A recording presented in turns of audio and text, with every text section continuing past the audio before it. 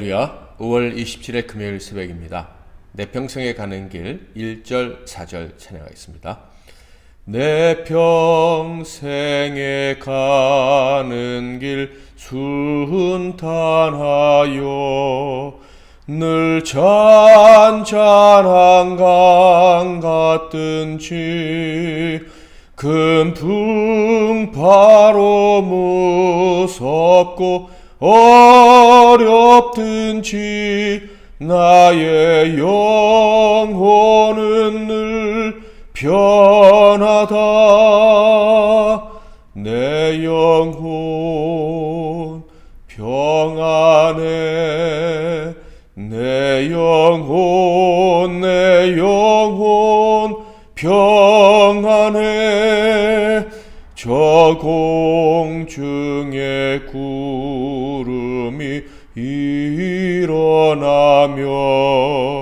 큰 나팔이 울릴 때에 주 오셔서 세상을 심판해도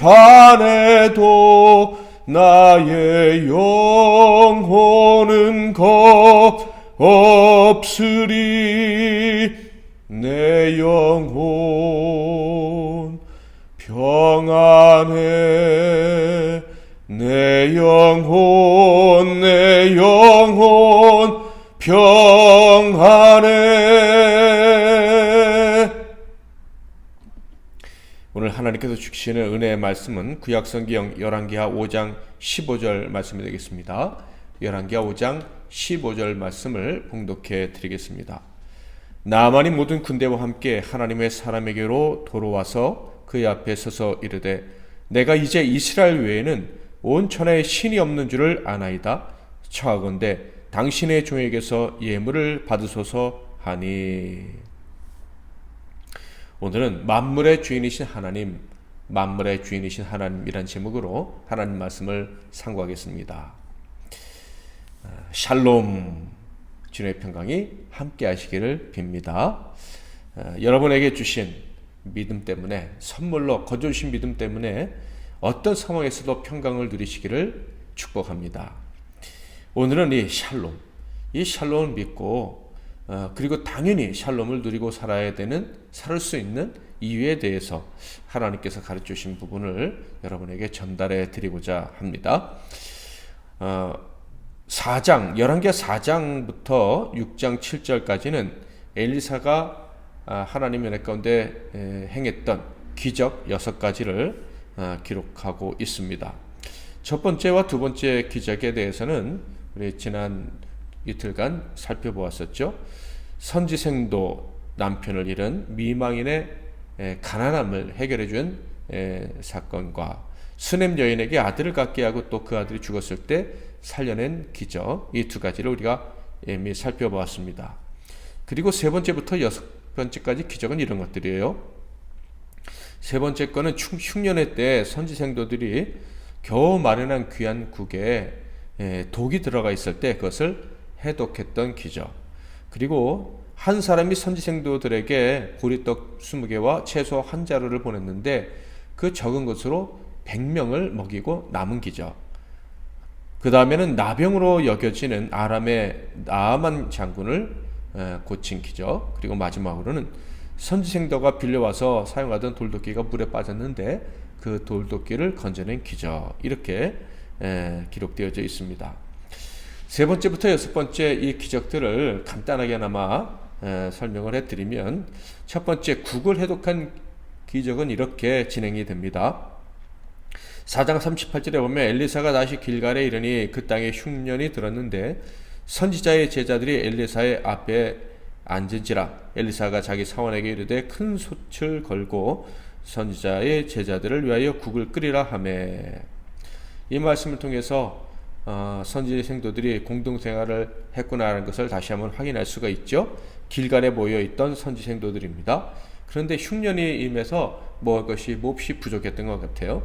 그렇지만 엘리사는 그들에게 먹을 음식을 준비하라고 그의 시종 게하시에게 명을 내립니다. 그러자 선지 생도들도 돕기 위해서 국재료들을 이제 나가서 구해오죠. 채소들을 상과 들여서 캐오게 됩니다. 그런데 어떤 생도가 자기도 모르게 독이 든 들호박이다 이렇게 되어 있는데, 들호박이 어떤 채소인지는 사실 명확치는 않습니다. 어쨌든 먹어도 되는 채소로 오해하고 독채소를 채취해 온 것입니다. 그것을 끓는 국에 넣은 것이죠. 그래서 국을 끓인 다음에 먹으려고 하는데 어떤 사람이 비명을 질러댔습니다. 먹을 수 없었던 거예요. 독이 들어있어서 막 복통이 나오는 그런 증세가 바로 즉각 나타났던 것입니다.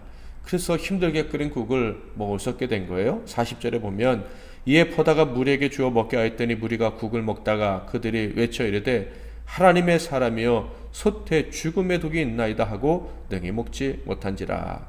여기서 아주 중요한 말이 또 나오죠. 하나님의 사람이요. 하나님의 사람이 있었다는 거예요. 언약의 계승자에게 생명의 능력이 있다는 것을 암시하는 이 외침이죠. 이 외침은요, 효력이 있는 거예요. 믿음의 사람들이 땅에서 매면 하늘에서도 매고 땅에서 풀면 하늘에서도 풀린다라고 말씀하지 않으셨습니까? 엘리사는 언약의 계승자예요. 그래서 언약의 계승자 하나님의 사람이여 도와주시옵소서 하니까 엘리사가 바로 곡물 가루로 여겨지는 가루를 갖고 오라 해서 그것을 솥에 부었더니 먹을 수 있게 되었다. 해독이 되었다라는 거예요. 다음 기적은 보리떡 20개와 채소 한 자리로 100명을 먹이고 남겼던 기적인데요. 신약시대 오병이어의 기적, 예수님이 행하신 기적과 아주 비슷합니다. 가난한 선지생도들은 흉년을 맞이해서 더욱 힘들었을 거예요.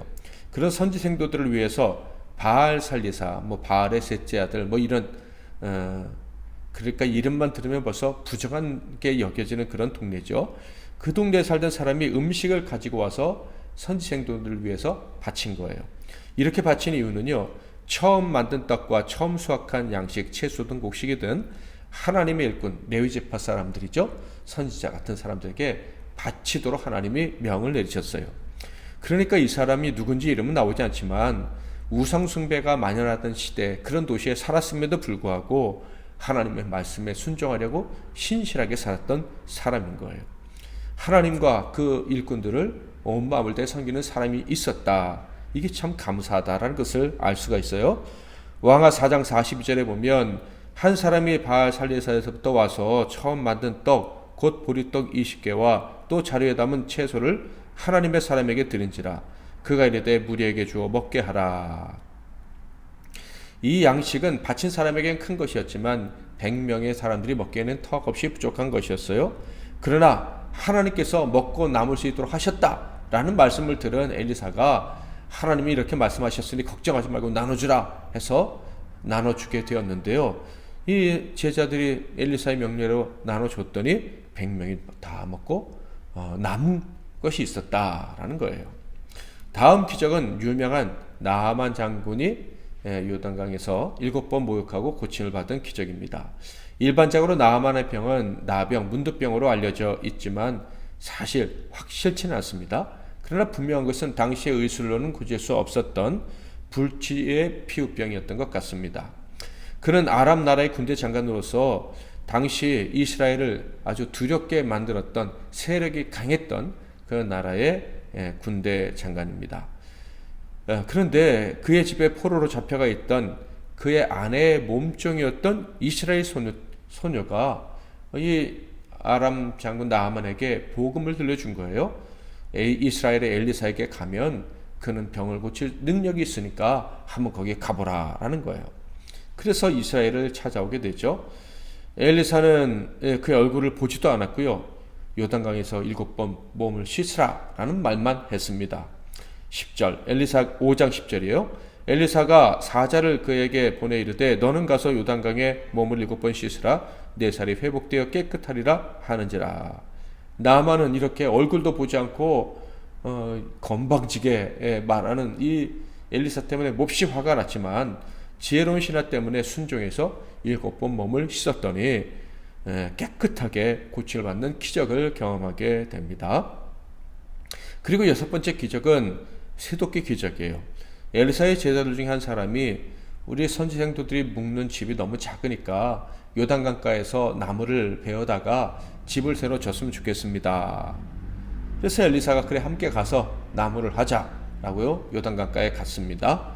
나무를 베는 중에 한 사람이 그만 쇠도끼를 놓쳐서 물에 빠뜨리고 만 거예요. 그런데 문제는 이 도끼는 빌려온 것이라는 거예요.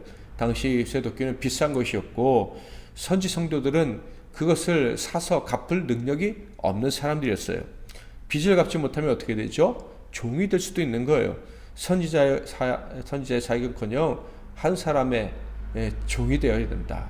얼마나 기가 막히고 또 공포스러운 일입니까? 6장 5절에 보면 한 사람이 나무를 벨 때 쇠도끼가 물에 떨어진지라 이에 외쳐 이르되 내 주여 이는 빌려온 것이니이다 하니. 그런데 엘리사는 당황하지 않았죠. 어디 빠졌느냐 묻고 빠진 곳을 알려주니 나뭇가지를 베어서 그 위에 던졌더니 물에서 쇠도끼가 올라왔습니다.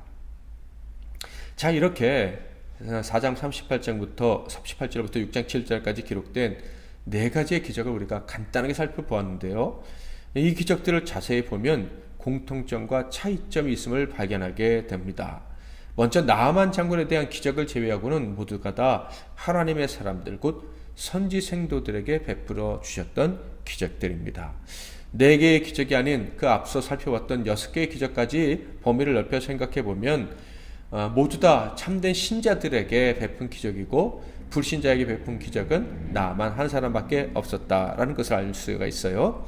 자, 여기서 특이한 점을 발견했는데요. 먼저 신자들에게 베푼 기적에 대한 것을 살펴보면 그 믿음의 사람들은 그들이 기적을 체험했을 때 특별한 소감을 언급하지 않았다. 어떻게 보면 성경에 기록된 그대로 보면 그리 놀란 것 같지도 않아요. 그냥 당연한 듯이 받아들이는 것 같다라는 느낌마저 듭니다.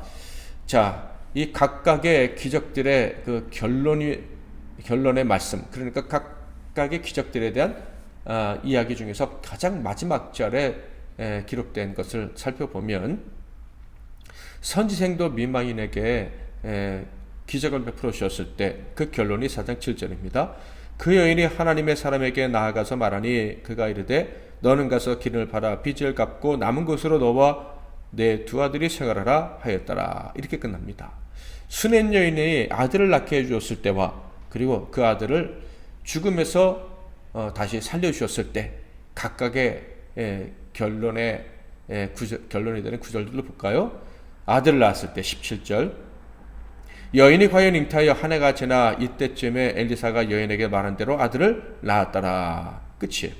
그리고 아들이 살아났을 때 4장 37절 여인이 들어가서 엘리사의 발 앞에서 땅에 엎드려 절하고 아들을 안고 나가니라. 가루로 국에 든 독을 제거했을 때 그 결론의 말씀 4장 41절 엘리사가 이르되 그러면 가루를 가져오라 하여 솥에 던지고 이르되 퍼다가 무리에게 주어 먹게 하라 하며 이에 솥 가운데 독이 없어지니라. 끝. 보리떡 20개와 채소 한 자루로 100명을 먹이고 남았을 때 4장 44절 그가 그들 앞에 주었더니 여호와께서 말씀하신 대로 먹고 남았더라. 새도끼를 찾았을 때 6장 7절 이르되 너는 그것을 집으라 하니 그 사람이 손을 내밀어 그것을 집으니라. 어떤 느낌이 드십니까? 조금 싱겁다는 생각이 들지는 않으십니까? 성경은요 이들이 놀랐다거나 정말로 하나님이 역사하셨구나 라고 하면서 감탄하고 춤추는 이런 모습을 전혀 묘사해 주지 않습니다. 오히려 담담하게 표현합니다. 그냥 당연한 일이다. 하나님이 도와주시니까 그 정도 일은 아무것도 아니야 라는 식으로 사건에 대한 묘사가 마무리되고 있습니다. 수넴 여인은 그 절정이었는데요. 엘리야 때 사르밧 과부의 아들을 엘리야가 살려주지 않았습니까? 샬롬이 하나님을 의지하는 사람들에게는 당연히 있는 것이다. 이 여인은 그렇게 생각하고 있었고요. 그래서 아들을 살려주니까 그냥 안고 나갔다. 이렇게 기록이 되어 있습니다. 그런데 나아만 장군, 이 불신의 사람에게 기적을 베풀었을 때는요, 조금 다른 표현들이 등장합니다. 먼저 나아만이 이스라엘 왕 여호람일 것으로 사료가 되는데요. 와서 아람 왕의 편지를 전달합니다. 거기에는 너의 나라 즉 이스라엘의 선지자가 이 내 시나 나만을 고칠 수 있다고 하니까 좀 치료해 주기를 바란다. 이런 내용이 기록되어져 있었을 거예요. 그러나 왕은 불치병을 고칠 것이라는 상상도 못하고 당연히 이 문둥병은 고쳐지지 않을 거라고 생각하고 고치지 않았으면 그것을 빌미로 네가 일부러 고치지 않았다. 고칠 수 있었음에도 안 고쳤다. 라면서 아람 왕이 공격해 올까 놀라고 두려워서 옷을 찢기까지 했습니다. 그런데 이 소식을 들은 선지자 엘리사가 뭐라고 얘기하죠? 5장 8절 하나님의 사람 엘리사가 이스라엘 왕이 자기의 옷을 찢었다함을 듣고 왕에게 보내 이르되 왕이 어찌하여 옷을 찢었나이까 그 사람을 내게로 오게 하소서 그가 이스라엘 중에 선지자가 있는 줄을 알리다 했더라. 이스라엘에 선지자가 있는 것을 알려주겠다. 그리고 선지자가요 그 자기에게 찾아온 나아만을 어떻게 대했죠? 아주 도도하게 대했습니다. 그래서 굴복을 시켰어요. 그리고 그 나아만이 굴복하고 순종하자 결국 그 병이 고침을 받게 되었죠. 고침받던 나아만이 이렇게 말합니다. 5장 15절 나아만이 모든 군대와 함께 하나님의 사람에게로 돌아와서 그의 앞에 서서 이르되 내가 이제 이스라엘 외에는 온 천에 신이 없는 줄을 아나이다. 청하건대 당신의 종에게서 예물을 받으소서 하니 엘리사는 이스라엘에게 선지자가 있음을 보여주겠다. 하나님의 사람이 있음을 보여주겠다 라고 말했고요. 결국 하나님께서 그 병을 선지자를 통해서 그 말의 능력을 통해서 고쳐주자 고쳐주시자 나아만은 이스라엘의 신은 유일한 신이다. 상천하지의 유일한 신 그분이 하나님이다. 이런 고백을 하는 거예요. 자 여러분 이 비교를 통해서 우리는 무엇을 발견하게 됩니까? 믿음의 사람들은요 온 천지 만물의 주관자가 하나님이시라는 것을 당연하게 알고 있다고 하는 거예요. 당연하게 알고 있어야 되는 거예요. 그래서 때로는 두려운 일을 당해도 결국은 샬롬을 경험하게 될 것이다. 그 샬롬, 하나님의 베푸신 특별한 능력과 기적을 통해서 샬롬을 회복하게 되면 이것은요 너무나도 놀라고 새로운 일이 아니라 당연한 일이라는 거예요. 아들의 권세를 누리는 것과 같은 일이라는 것입니다. 그러니까 믿음의 사람들은요 어떤 일을 만나도 두려워하지 않는 거예요. 그리고 하나님이 기적을 베풀어 주시면 너무 감사하지만 이것은 아주 새삼스럽고 특별한 일이 아니라 당연히 하나님 우리를 도우시는 일로 알고 나아가야 된다는 거예요. 그러나 불신자들은요 하나님을 경험하게 되면 비로소 하나님이 천지 만물의 주인이시라는 것을 알게 되겠죠. 자 그렇다면 적용을 해볼까요? 이미 하나님이 천지 만물의 주인이심을 아는 저와 여러분 우리 믿는 사람들은 어떤 태도를 가지고 살아야 되겠습니까? 당연히 언제나 하나님이 우리를 도와주실 것이다. 언제나 하나님의 도우심은 우리와 함께 할 것이다 라는 믿음으로 나아가야 되는 거예요. 하나님의 도우심이 있다면 그건 놀랄 일이 아니에요. 하나님이 우리를 아들, 딸로 여기시기 때문에 당연히 도와주시는 것이다 라는 거예요. 그러므로 믿는 우리는 더욱더 담대해야 할 것입니다. 우리의 믿음이 얼마나 대단한지를 절대 잊어버리지 말고 오늘 다시 한번 상기할 수 있기를 주님의 이름으로 축복합니다. 하나님은 너무나도 당연하게 저와 여러분을 도와주십니다. 필요할 때 어떤 도움이든지 우리에게 베풀어 주시되 만물을 움직여서 세상에 이해할 수 없는 신비한 방법으로 만물을 움직여서 우리를 도와주시는 것입니다. 그러니 믿는 우리가 샬롬을 기대하고 샬롬을 누리고 사는 것은 당연한 것 아니겠습니까? 오늘도 하나님이 저와 여러분의 필요를 아시고 필요한 대로 도와주실 것입니다. 이 하나님을 의지하고 샬롬을 누리는 저와 여러분 다 되시기를 주님의 이름으로 축복합니다. 오늘도 말씀 붙잡고 기도하시고 승리하신 하루 되시기를 바랍니다. 기도하겠습니다. 하나님 아버지, 하나님만이 이 천지 만물을 주관하시는 주인이심을 우리는 이미 잘 알고 있습니다. 그러므로 지금까지 우리를 도우신 것은 하나님의 당연한 능력이시며 앞으로도 세상은 놀라고 깜짝 놀라고 도대체 이게 무슨 일이나 할 수 있겠지만 우리에게 너무나도 당연한 하나님의 능력이 우리와 함께하면서 우리를 지켜주시고 보호해주시고 복으로 이끌어 주실 줄 믿습니다. 뿐만 아니라 오늘 하루도 그 하나님의 무한하신 능력이 우리와 함께하면서 우리를 이끌어 주실 줄 믿습니다. 두려워하지 말고 담대하지 말고 혹시 병이 깨졌다 할지라도 거기에 담긴 것을 하나님이 다 풀어주실 수 있음을 믿고 그렇게 담대하게 하루를 살아가는 우리 모두가 되게 하옵소서. 모든 것을 회복시켜 주시는 십자가에서 약속하신 대로 살려주시는 주님의 은혜에 감사드리며 우리 주 예수 그리스도의 이름으로 기도하옵나이다. 아멘.